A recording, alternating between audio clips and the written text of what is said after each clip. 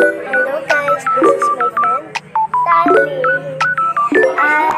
Nanonood po kami ng movie at ang pangalan ay Swap. So, yan po. Face reveal si Tali. So, magpa-crochet na ako guys. Ayan yung mga gamit ko. Then, nag-meeting yung mami ko tsaka mami niya. Tsaka yung mga tao dito. Hanggang gabi kami dito din kami mag-dinner. Sobrang haba na. Kanina.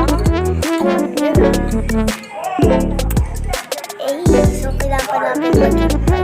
Yan, nag-usap na nga kami nila. Hi daw po, sabi ni Daddy. At i-update ko din po at tsaka mag-tutorial din po ako. Magpo-post po ako nun.